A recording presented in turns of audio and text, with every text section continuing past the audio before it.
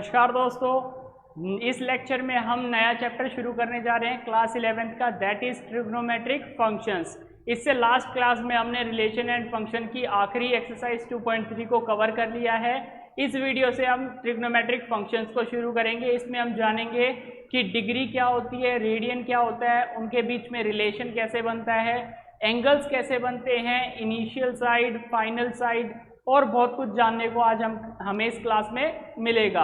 अगर आपको हमारी वीडियोस पसंद आ रही हैं तो उनको लाइक ज़रूर कीजिए। पिछली वीडियोस यानी कि चैप्टर फर्स्ट और चैप्टर सेकंड की वीडियोस को आपने नहीं देखा है तो ऊपर आई बटन पे आपको लिंक मिलेगा, उस आई बटन पे क्लिक करके वहाँ से वो वीडियोस भी ज़रूर देखिएगा। तो आज का टॉपिक हमारा शुरू करेंगे हम ट्रिग्नोमेट्रिक फंक्शंस।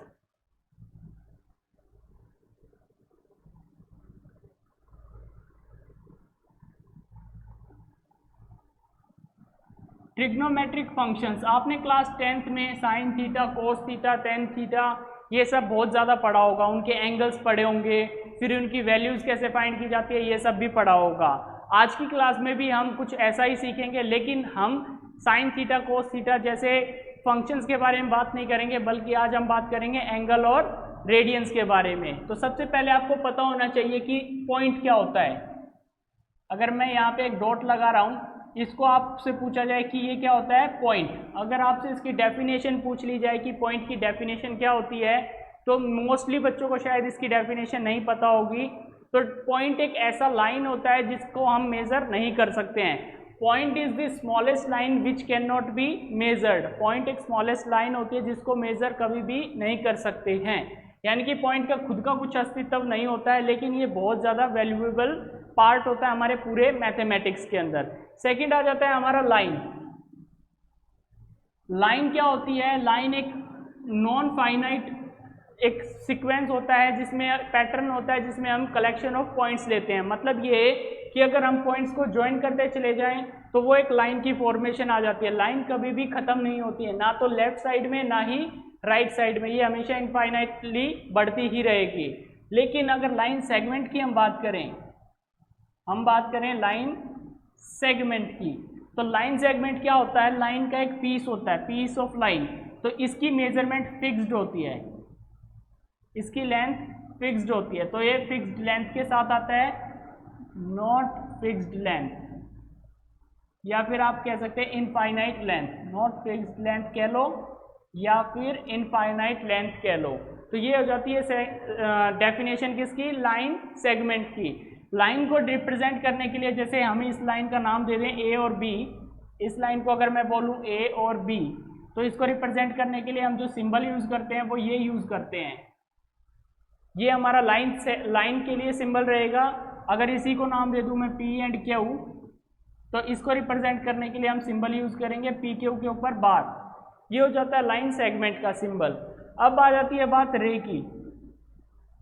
रे क्या होती है? रे एक ऐसी लाइन होती है जिसका इनिशियल पॉइंट तो फिक्स होता है, लेकिन फाइनल पॉइंट फिक्स नहीं होता है। मतलब ये कि इसका सोर्स तो फिक्स है, लेकिन ये कहाँ तक जाएगी ये फिक्स नहीं है। जैसे हमारी सन से निकलने वाली किरणें होती हैं, जिनको हम रेज कहते हैं। अब वो निकल तो सूर्य से रही है, यानी कि सन से रही है, लेकिन जाती कहाँ तक है हमें भी नहीं मालूम। तो वो उनको हम क्या नाम देते हैं? उनको नाम देते हैं रे। ये होता है हमारा इनिशियल पॉइंट। मतलब ये कि इनिशियल पॉइंट हमारा फिक्स रहता है और फाइनल पॉइंट फिक्स नहीं होता है। इसको अगर हमें नाम देना है ए और बी, तो इसको दिखाएंगे कैसे? तो इसको हम दिखाते हैं इस तरीके से। ये हमारा रे के लिए सिंबल होता है। अब ये चीज़ें मैंने क्यों बताई? क्योंकि जब हम एंगल की फॉर्मेशन करते हैं तो वहाँ पे इन सब चीज़ों का इस्तेमाल होता है। कैसे होता है? अगर मैं कोई एंगल ड्रॉ करता हूँ आपके सामने इस तरीके से, तो एंगल की जो फॉर्मेशन होती है वो होती है with collection of two rays, जिनका इनिशियल पॉइंट सेम होता है लेकिन टर्मिनल पॉइंट या फाइनल पॉइंट अलग अलग हो जाते हैं। यानी कि ये पॉइंट जहां से इनकी शुरुआत हो रही है ये हमारा कहलाता है वर्टेक्स। यहां से ये चलना शुरू करते हैं और ये अलग अलग हो जाती हैं नॉन कॉमन रेज, इनको बोलते हैं नॉन कॉमन रेज। अब एंगल अगर हमें मेजर करना है, हम नीचे से ऊपर एंगल अगर मेजर करते हैं, तो हमारी जो नीचे वाली साइड है जिससे हमने मेजर करना शुरू किया है, ये हो जाती है हमारी इनिशियल साइड।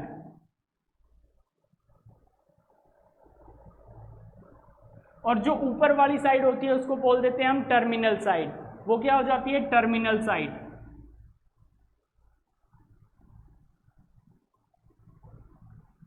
और ये जो एंगल फॉर्म होता है ये हो जाता है थीटा। ये एंगल की फॉर्मेशन क्या आती है हमारे पास? ये आ जाती है थीटा। अगर इसी में अगर हमें एंगल ड्रॉ करना है नीचे की साइड इस तरीके से, तो एंगल हमारा हो जाएगा ऐसे। अब ये एंगल नीचे से ऊपर मेजर हो रहा है, इसलिए ये एंगल कैसा रहेगा? पॉजिटिव रहेगा। ये एंगल रहेगा हमारा पॉजिटिव। लेकिन अगर हम एंगल नीचे की तरफ मेजर करते हैं तो वो एंगल कैसा हो जाता है हमारा? वो एंगल हो जाता है नेगेटिव, यानी कि थीटा क्या आएगा? नेगेटिव। नेगेटिव का मतलब ये नहीं है कि एंगल माइनस में होगा, नेगेटिव का मतलब ये है कि उसकी वैल्यू 360 में से माइनस होके हमें मिलेगी। कैसे, वो हम बहुत अच्छे से नेक्स्ट उसमें टॉपिक में समझेंगे।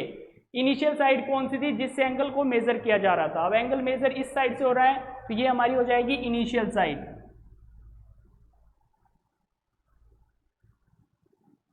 और ये हो जाएगी हमारी टर्मिनल साइड। तो ये चीज आपको अच्छे से समझ आई होगी कि इनिशियल साइड कौन सी है और हमारी टर्मिनल साइड कौन सी है।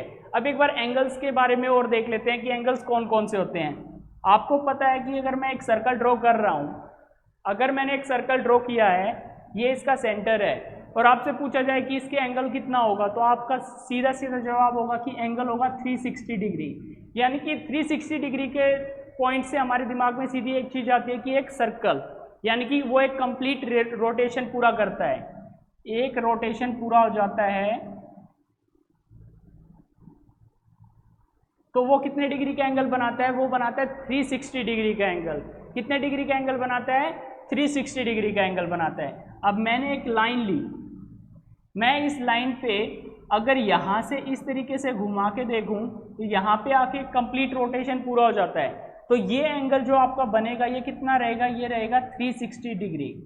ये रहेगा 360 डिग्री, यानी कि एक कंप्लीट रोटेशन हमारे यहाँ पे पूरा हो रहा है। अगर रोटेशन हाफ कर दिया जाए, मतलब ये कि अगर मैं इस रोटेशन को हाफ कर दूं तो ये एंगल बनाएगा 180 डिग्री, यानी कि 360 डिग्री का हाफ हो जाता है 180 डिग्री।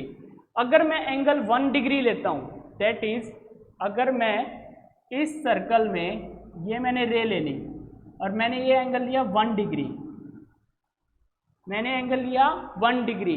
1 डिग्री का मतलब क्या है? टोटल 360 पार्ट में से मैंने 1 डिग्री उठाया, यानी कि 1/360th पार्ट होता है 1 degree. 1 degree is equal to 1 part out of 360 parts. अगर मैं यहाँ पे बोलता हूँ 50 डिग्री, तो 50 डिग्री का मतलब है 50 parts out of 360 parts. Total part होते हैं 360, उसमें से हमने कितने पार्ट्स को पिक किया? हमने पिक कर लिया 50 पार्ट्स को। इसी तरीके से अगर आपसे बात की जाती है 90 डिग्री, तो आपका हो जाएगा 90 डिग्री बाय 360 डिग्री, यानी कि 90/360 पार्ट्स किसी एंगल के। तो इस तरीके से एंगल्स को हम देखेंगे। अब देखेंगे हम कुछ एंगल्स को, जैसे कि अगर हमें बोल दिया जाता है 90 डिग्री एंगल, तो ये हमारा हो जाता है 90 डिग्री एंगल। अगर हमें बोला जाता है 180 डिग्री, तो ये हो जाता है हमारा 180 डिग्री। अगर हमें बोला जाता है 120 डिग्री, तो कुछ इस तरीके से हमारी फॉर्मेशन होती है 120 डिग्री की। अगर हमें बोला जाता है 270 डिग्री, तो हमारी फॉर्मेशन आती है कुछ इस तरीके से। अब ये जो 270 डिग्री आया है, ये डिग्री में यहाँ पे माइनस एंगल यूज हुआ है। अब आपको मैंने लास्ट पॉइंट पे बोला था कि माइनस ऑफ थीटा, तो उसका वैल्यू हमें यहाँ समझ आएगा। ये 270 डिग्री कैसे आया? इसको हम लिख सकते थे 360 डिग्री माइनस थीटा, यानी कि हमने यहाँ पे थीटा को क्या लिया? माइनस। अब ये थीटा की वैल्यू क्या रहेगी? हमें अलग से नजर आ रहा है कि ये इस तरीके की फॉर्मेशन है, और यहाँ पे जो एंगल बन रहा है वो है 90 डिग्री। तो हम क्या करते हैं, 360 डिग्री में से माइनस करते हैं इस 90 डिग्री को, तो रिजल्ट हमें मिलता है 270 डिग्री। यानी कि जो पॉजिटिव एंगल बनना चाहिए था वो एंगल हमें कब मिला? जब हमने 360 डिग्री में से माइनस कर दिया जो एक्चुअल एंगल था 90 डिग्री, यानी कि माइनस ऑफ थीटा यहाँ पे कितना है? 90 डिग्री। तो हमें एक चीज यहाँ से समझ आई क्या, कि 270 डिग्री जो बराबर होगा वो होगा माइनस ऑफ 90 डिग्री के। ये चीज आपको समझ आनी चाहिए। यहाँ पे जो 270 डिग्री है वो बराबर होगा minus of 90 degree. Minus of 90 degree का मतलब है 360 माइनस 90 डिग्री। तो ये कंसेप्ट आपको क्लियर होना ज़रूरी है। अब बात करेंगे हम डिग्री की और रेडियंस की कि उनका रिलेशन क्या होता है। देखेंगे सबसे पहले रेडियन के बारे में।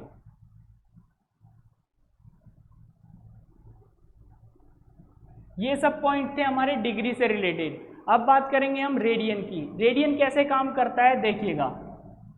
हमने एक सर्कल ले लिया जिसकी रेडियस है r यूनिट्स, ये r यूनिट रेडियस है, और यहाँ पे सेंटर से एक और r ले लिया।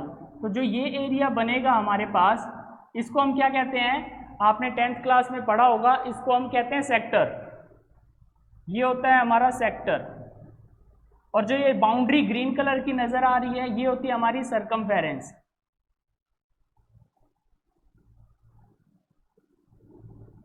ये होती है हमारी सरकमफेरेंस। अब इसका यूज क्या होता है, देखो यहां से लेके ये वाला पार्ट जो आपको नजर आ रहा है, ये है आर्क, ये आर्क है। अगर मैं रेडियस ले लेता हूं 1 unit, if r equals to 1 unit and arc is equals to 1 unit,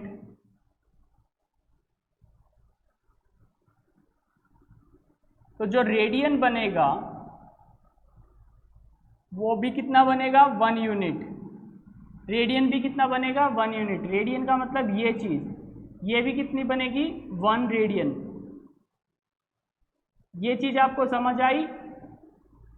हमने क्या किया, हमने आर्क की लेंथ ली 1 यूनिट, हमने रेडियस की लेंथ ली 1 यूनिट, तो हमें जो एंगल मिला वो भी कितना मिला, 1 रेडियन मिला।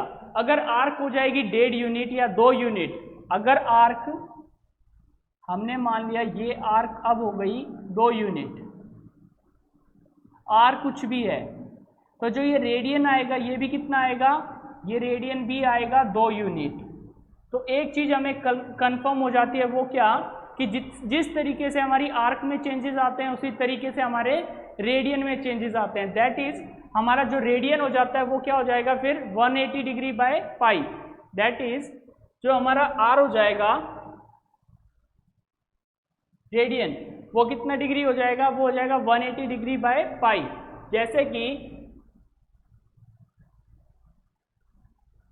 अब इससे अभिप्राय क्या है, इसका मतलब क्या है हमारा, radian equal to 180 degree by pi से अगर मैं 1 डिग्री लेता हूं और इसको मेरे को कन्वर्ट करना है किसमें, रेडियन में, 1 डिग्री को कन्वर्ट करना है मुझे रेडियन में, तो मुझे मल्टीप्लाई करना पड़ेगा 180 बाई पाई से, मुझे मल्टीप्लाई करना पड़ेगा 180 बाई पाई से। लेकिन अगर मुझे 1 रेडियन निकालना है तो मुझे मल्टीप्लाई करना पड़ेगा पाई बाय 180 डिग्री से।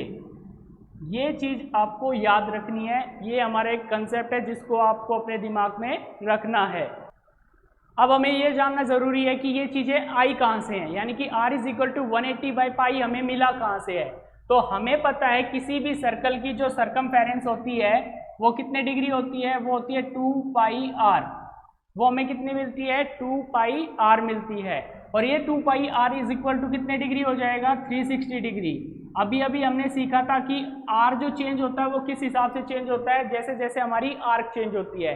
यानी कि सरकमफेरेंस 2 पाई r है तो वो किसके बराबर है, 360 डिग्री के बराबर है। अगर हम यहाँ से r की वैल्यू 1 यूनिट रख दें, r की वैल्यू 1 यूनिट रख दें, तो जो हमें r निकालना होगा, या पहले इसे लिख लेते हैं, पाई r इज इक्वल टू हो जाएगा हमारा 180 डिग्री, और r की वैल्यू क्या आ जाएगी, 180 बाय पाई। r की वैल्यू क्या आ रही है, 180 बाय पाई। ये r एग्जैक्टली है क्या, ये है हमारा रेडियस। लेकिन यही r से हमें क्या भी मिलेगा, हमें रेडियन में वैल्यू भी मिलेगी किसी भी एंगल की। तो एंगल की वैल्यू मिलती है 180 डिग्री बाय पाई, और इसी को अगर चेंज करते हैं हम डिग्री में, तो हमें डिग्री में मिल जाती है पाई बाय 180।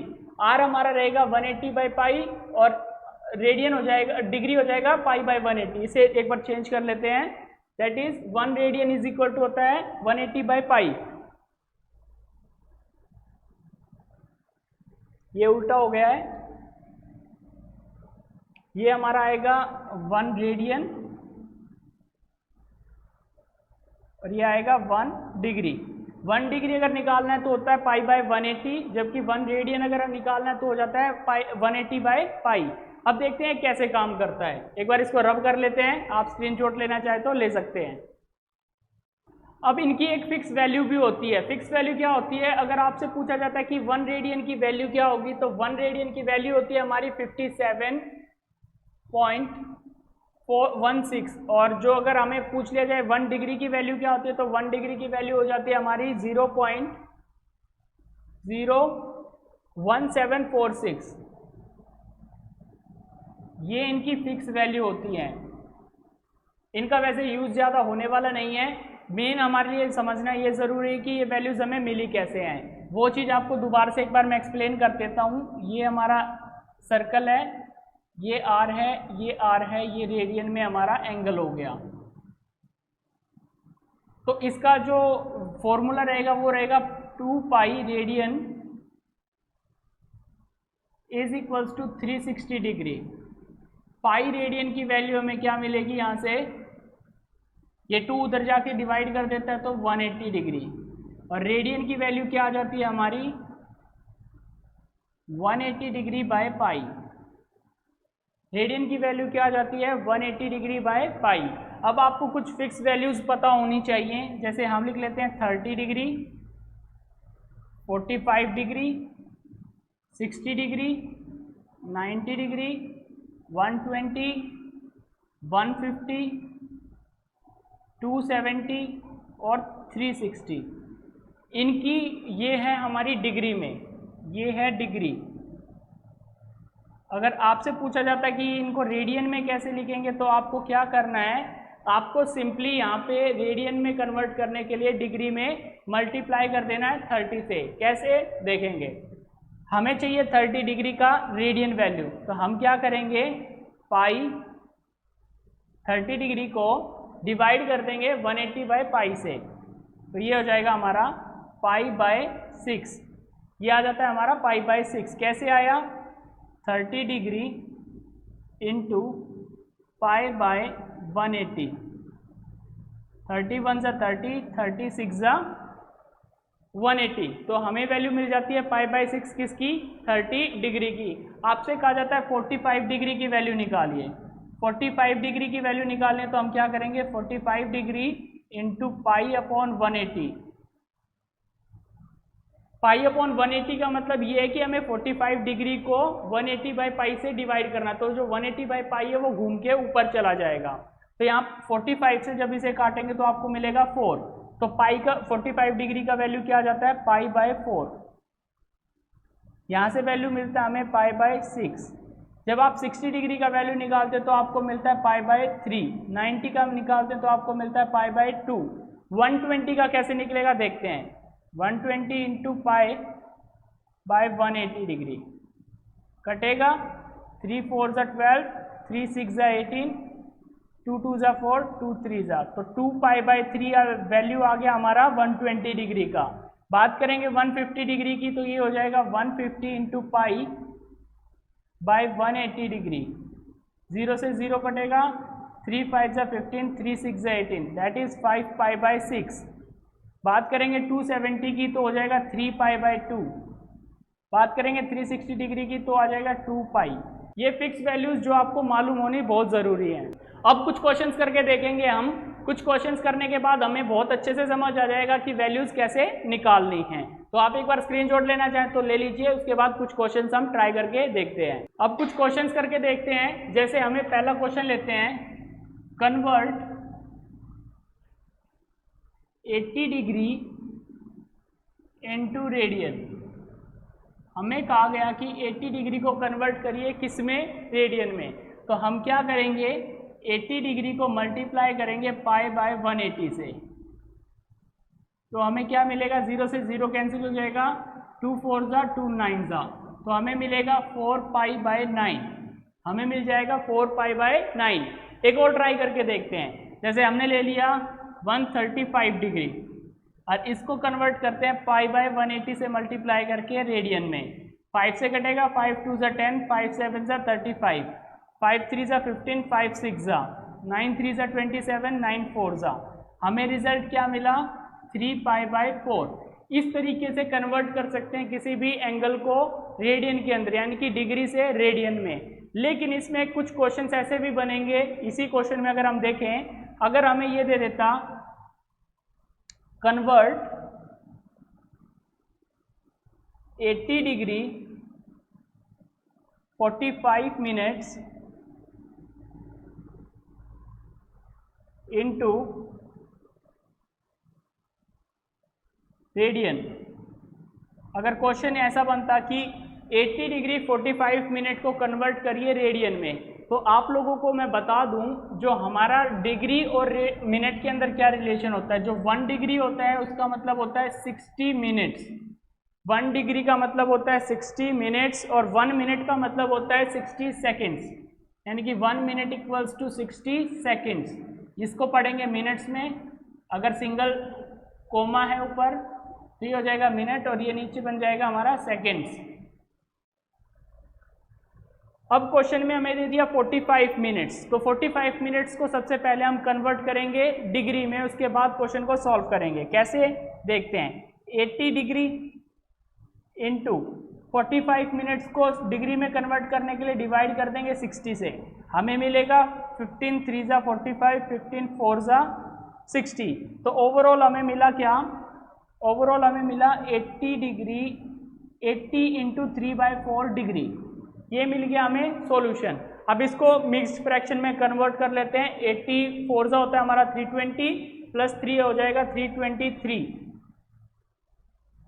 अपॉन 4, ये हो जाएगी इसकी वैल्यू। और हमें रेडियन में कन्वर्ट करना है तो इनटू में π/180 कर देंगे। तो 18 इंटू 4 करेंगे तो हमें मिलेगा कितना 72, दैट इज 720, 323 π/720। ये हमारा कन्वर्ट होके आ जाएगा किसमें, ये आ जाएगी हमारी वैल्यू रेडियन में, ये वैल्यू आ जाएगी हमारी रेडियन के अंदर। हमने क्या देखा, अगर क्वेश्चन में दिया गया है 80 डिग्री 45 मिनट्स और इसको कन्वर्ट करना हमें रेडियन के अंदर, तो हमने क्या किया 80 डिग्री तो 80 डिग्री ही रहेगा, 45 मिनट्स को मिनट्स डिग्री में कन्वर्ट करने के लिए डिवाइड बाय 60 कर दिया। डिवाइड बाय 60 करने पे 3/4 मिला, मिक्स फ्रैक्शन बना 83/4। 83 को हमने मिक्स फ्रैक्शन में कन्वर्ट किया, दैट इज 320/4। π/180 से मल्टीप्लाई किया क्योंकि हमें रेडियन में जाना था। हमें फिक्स वैल्यू क्या मिल गई 323 π/720। तो इस तरीके के क्वेश्चन आपको एग्जाम में देखने को मिलेंगे। इसके अलावा एक क्वेश्चन और करके देखते हैं जिसमें सेकंड भी दिया होगा, आप एक बार इसका स्क्रीनशॉट ले लीजिए। आपको क्वेश्चन जैसे ऐसे भी मिल सकता है 70, हम ले लेते हैं यहाँ पे 88 डिग्री 120 मिनट्स इनटू रेडियन।